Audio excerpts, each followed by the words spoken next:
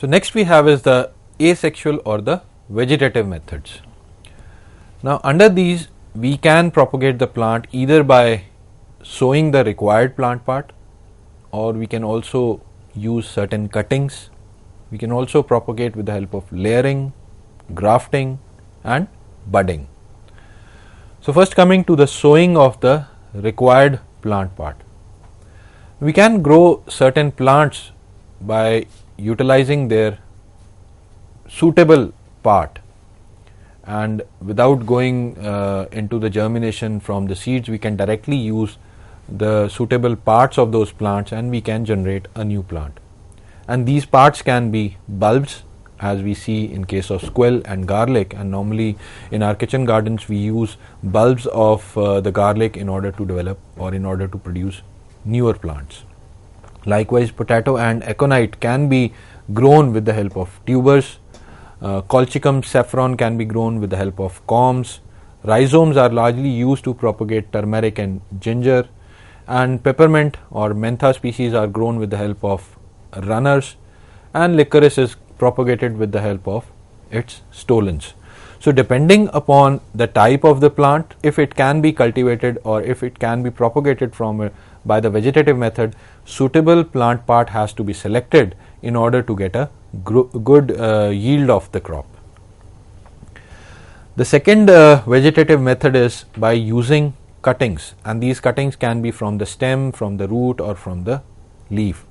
So depending upon again the type of the plant, you select the suitable cutting part. Say for example, barberry, rose and citrus and even cannabis plants can be grown with the help of stem cuttings. Then brahmi can be grown with the help of root cuttings, and bryophyllum can be grown with the help of leaf cuttings. Now the major problem with using cutting as the propagative method, because when you use cutting to grow a new plant, then if the parent plant is having certain genetic malfunction, or if it is having a specific kind of genetic disease, then that malfunction or diseased gene, it passes on to the next generation intact.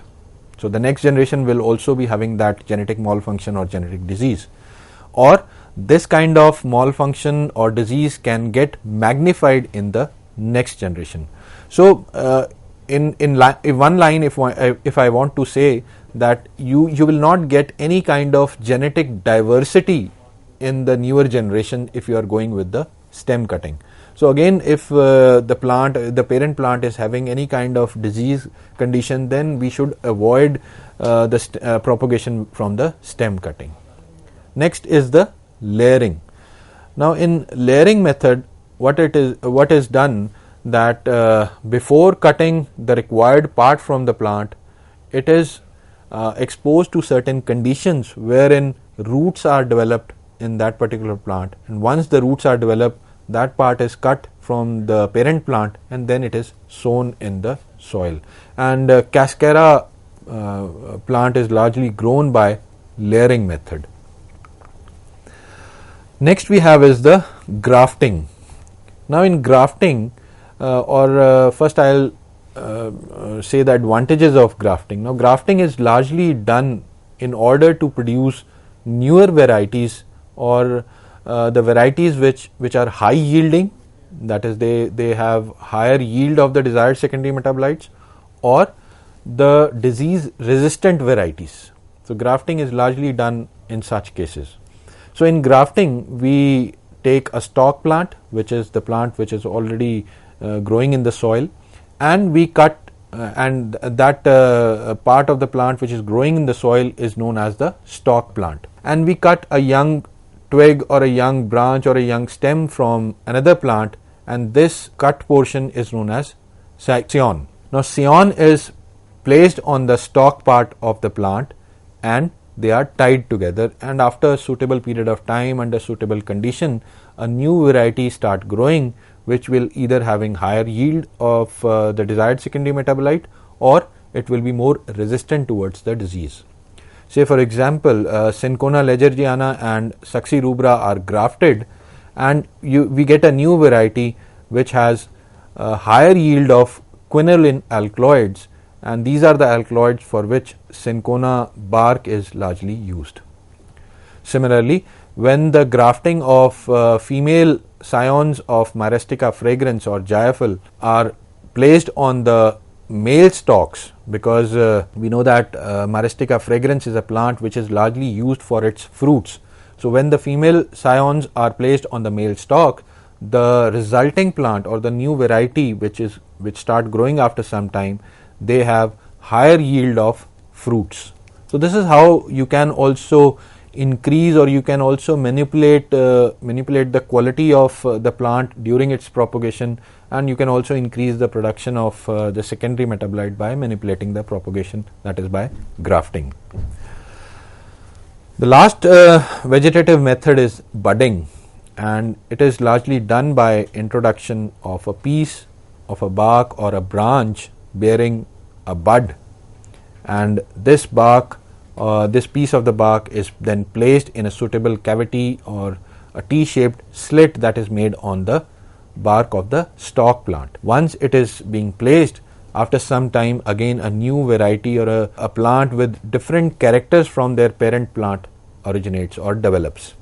And this type of propagation is largely followed in the citrus species, wherein the selected strains of sweet orange are being budded onto the sour stalk, and this practice is largely used to decrease the sourness of the citrus species. The next major factor that will affect the quality of the medicinal plants is the rainfall. We all know that majority of the plants, whether they are being cultivated or they are grown under their natural conditions or natural habitat without any aid of man, they fulfill their water conditions with the help of the rainfall. Now, excess of everything, we know that excess of everything is bad. So, if excess of rainfall is there, then obviously it will have adverse effects on the growth of the plant, and if very less rainfall is there, then also it is having a adverse effect on the quality of the crop of the medicinal plant that is under cultivation. Now, it has been observed that whenever there is an excess of rainfall, it leads to the chemical and biophysical variation in the processes in the soil. And when we say biophysical, because it has been observed that excess rainfall alters the population of the microorganisms present in the soil. It alters the physical characters of the soil, which eventually affects the plant that is being grown on that soil. Under chemical variation, excess of rainfall leads to leaching of the nutrients that are present in the soil, and eventually again lack of nutrients will affect the quality of the plant that is under cultivation. Then excess of rainfall also leads to filling of the pores in the deep soil with water, because excess of rainfall is there, the ground water level increases, and the pores that are present in the soil, they are filled with water, and this filling of the pores with water prevents the free movement of oxygen in the soil, and we know that the breathiness of the soil is important for the proper growth of the plant. Then excess of rainfall sometimes also harden the top soil or the top layer of the soil, which also affects the germination rate or the germination process of certain seeds. Because once the soil is filled with water, all the pores are filled with water, eventually what happens is the water gradually evaporates and the pore size gradually keep on decreasing, which basically harden up the top soil, and this hardening that affects the germination of the seeds that are being sown. Excess rainfall also interferes with the flowering and the pollination of the plants. We know that whenever there is an excess of rainfall, it has an adverse effect on the flowers of the plant, and eventually it will affect its pollination. It's not only the soil that loses its nutrients with excess of rainfall, but it's plants also that lose their nutrients or that lose their secondary metabolites with the excess of rainfall. Now, there are certain plants which store their water soluble constituents in the aerial parts, and if excess of rainfall is there, excess of water is there on those plants, then the leaching of those secondary metabolites occur with the help of that rain water, and eventually the content of the secondary metabolites in the aerial parts of the plant decreases, which in turn affect the overall quality of or the efficacy of that medicinal plant. Whereas if there is scanty of rainfall, if there is a drought condition, that also impacts the overall growth of the plant. It has been observed that the drought condition decreases the rate of division of the cells, and hence the under drought condition plants have stunted growth. The drought condition also cause falling of the leaves, that is abscission, falling of not only of leaves but also fruits and seeds, which eventually affects the overall yield of the crop that are used either for their leaves or for fruits or for the seeds. Then under drought condition, respiration sometimes it is drastically reduced. This also in turn will affect the quality of the plant, and obviously it will affect the nutrient uptake from the soil. But it's not always that drought condition has adverse impact on the quality of the plant, but many a times it has observed that drought condition are suitable for certain plants, which we are going to discuss further. Now, excess of rainfall has shown to reduce the content of water soluble secondary metabolite due to leaching, which I have already discussed, and it has been observed that the yield of psyllium, that is Plantago ovata, or isabgol, or the cumin, that is Cuminum seminum, that is jeera, has been significantly decreased whenever there is an excess of rainfall. Similarly, Mentha arvensis, which is used for its essential oil and the menthol content in the oil, the menthol content significantly decreases whenever there is an excess of rainfall. Now, as I told you that though the drought condition adversely affects the growth of the plant, but it's not the true scenario in every it's not the true scenario every time. Many times it has been observed that short periods of drought have beneficial effects on the plant. Now, these drought conditions basically they act as elicitors for the production of the secondary metabolites in the plant. It has been observed that whenever the crop of senna is exposed toward short periods of drought conditions, then the overall production of senosides in the plant significantly increases, and we know that senna is largely used for its senoside content. But prolonged drought conditions, on the contrary, they significantly decrease the leaf biomass of the senna, and we know that senosides are present in the leaves of the senna, and if there is a reduction in the biomass, then obviously there will be a reduction in the senoside content. So here we can see that on one side, short drought conditions, drought stress increases the senoside content, but extended drought condition they significantly reduce the quality of the senna crop. Similarly, in majority of the plants, essential oil producing plants, it has been observed that short drought conditions or short drought periods they significantly increase the essential oil production in those plants. Say for example, in case of Salvia officinalis, the production of essential oil increases 2 to 4 folds under short drought stress condition. But again, if these drought conditions are prolonged, then there is a significant loss of essential oil. Likewise, glycyrrhizinic acid content increases in Glycyrrhiza glabra, that is Mullatti, under drought stress conditions. Morphine alkaloids and nicotine, morphine alkaloids in poppy and nicotine in Nicotiana tabacum, the content increases whenever these plants are exposed to short drought conditions. So this is how you can also control the quality by controlling the exposure of the crop towards excess of rainfall, by controlling the exposure of the plant to extreme drought condition, and if there are prolonged or extreme drought condition, one has to maintain the water requirement, one has to fulfill the water requirement by suitable irrigation methods in order to protect the quality as well as the crop yield. Next factor is the altitude. Now we know that with the increase in altitude, there is a decrease in the temperature. Obviously, as we go higher in the altitude, the pressure increases, the velocity of the wind increases, humidity increases, again intensity of the light also increases, and oxygen level decreases. Now all these factors, they have a great impact on the normal physiological functioning of the plant system. They have a great impact on various metabolic enzymes, those enzymes that catalyze various metabolic pathways in the plant, which eventually leads to the production of secondary metabolites. So therefore altitude becomes an important factor when you are cultivating a medicinal plant.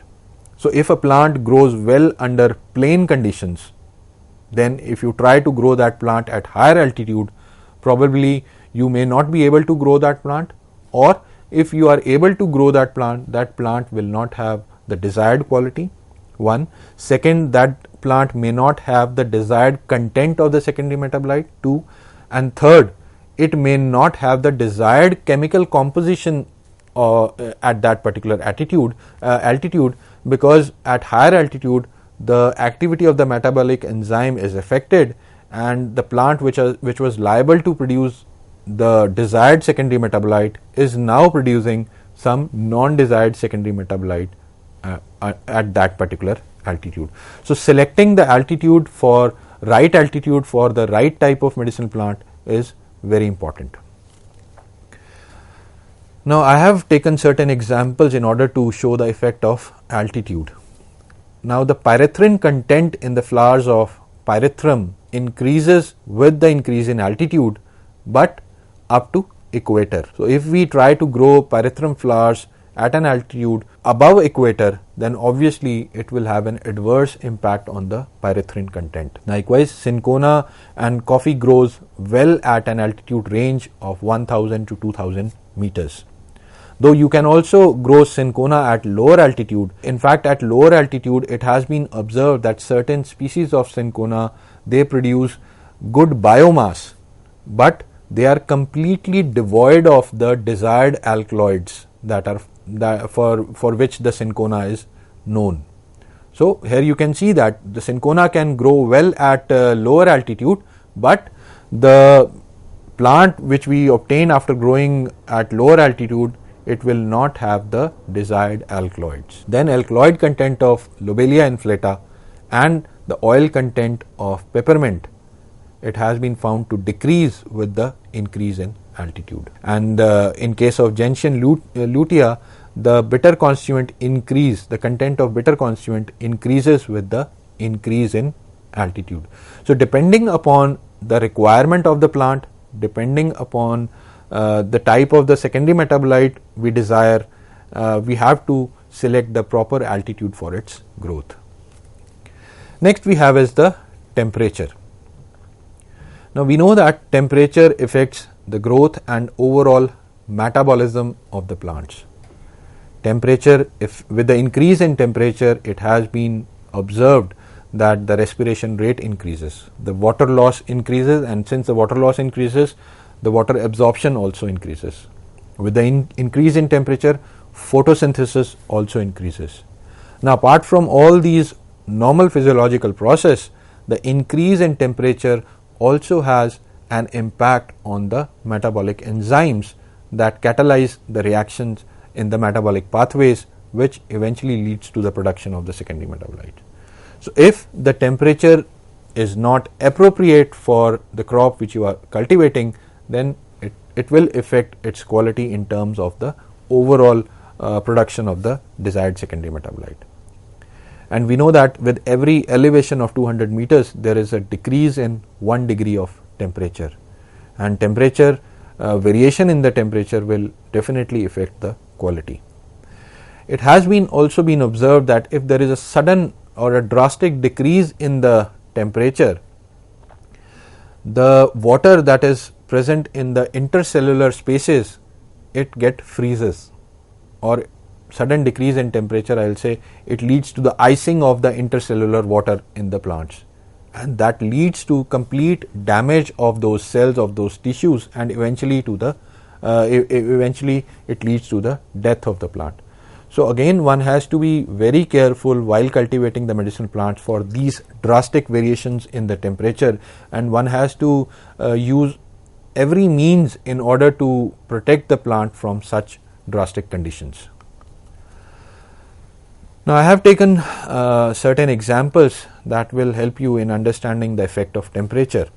In case of Hypericum perforatum, it has been observed that the hyperforin and hypersine content increases if the plant is grown in a temperature range of 24 to 32 degrees.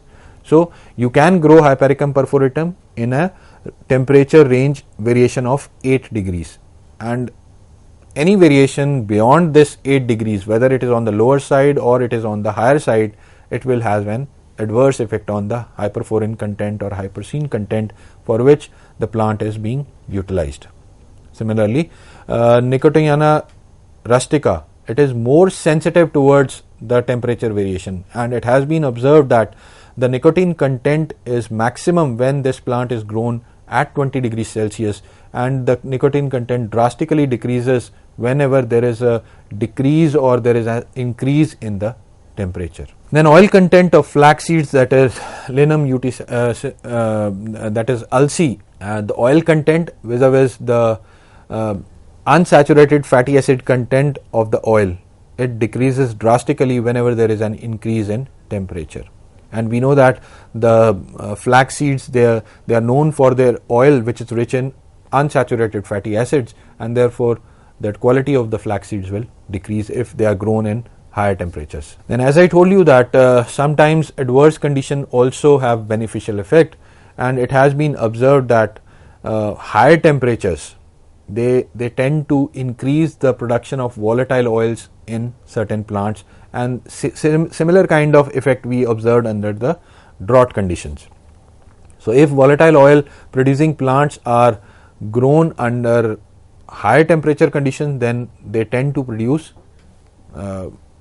higher yield of volatile oil.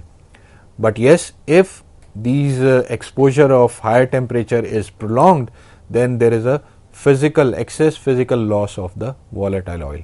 So again, a word of caution is there, one has to be very particular while selecting the temperature conditions. Now, after temperature, sunlight is an important factor that will affect the quality of the medicinal plant. We know that every plant requires sunlight for its normal physiological function or metabolic functions or the growth functions, because photosynthesis, which is the basic process occurring in the plant, that occurs with the help of sunlight. Now, light not only impacts the normal processes that are going inside the plant, but it also impacts the production of the secondary metabolite, because the photosynthesis largely depends on the light, and the products that are produced by the photosynthesis, they sometimes form the precursors for the other metabolic processes. So indirectly, light also affects the production of secondary metabolites. Now, it's not only the duration of the light that has an impact on the growth of the plant or the quality of the plant in terms of secondary metabolite production, but it's the type of the light also, or the quality of the light also, that is what type of wavelength the plant is absorbing, whether it is the visible light, whether it is a UV light or an IR light, wavelength light it is absorbing. So that will also impact the production of the secondary metabolite. And it has been observed that light acts as an elicitor in case of medicinal plant, which helps in increasing the production of secondary metabolite. So it's an abiotic elicitor. Another elicitor which we discussed was drought, which tend to increases the production of secondary metabolite. Obviously, that drought condition should be periodic or for short duration. Likewise, light also acts as an elicitor for increasing the production of the secondary metabolites. Now, as I told you that it's the quantity of the light which has an impact, because quality means what wavelength of the light is being absorbed by the plant, because we have different photoreceptors which we will discuss further, different photoreceptors in the plant which will absorb different wavelengths of light. Then quantity of the light, for how much duration the plant is being exposed to the sunlight, that will also has an impact on the production of the secondary metabolite. It has been observed in numerous plants that if they are exposed toward light, say for 8 to 10 hours and followed by the dark period, there is a significant increase in the production of the secondary metabolite, and vice versa also. Third factor is the photoperiodism. Now, photoperiodism is nothing but the ratio of the day-night exposure, and this is critical because one has to optimize this photoperiodism, because this will in turn affect the overall growth of the plant, and not only the growth but also the production of the secondary metabolite in the plant. So friends, this was a little bit about the effect of light, and we also discussed the effect of rainfall, we also discussed the effect of temperature, the drought conditions, how they can act as elicitor, vis-a-vis how they can have a detrimental effect on the quality as well as growth of the plant if the drought conditions are prolonged, if the rain conditions are prolonged, and if we expose the crop to higher temperatures. So friends, in the next lecture, so in continuation with this lecture, in the next lecture I am going to discuss about the various receptors that are present in the plant that absorb different type of sunlight. Thank you.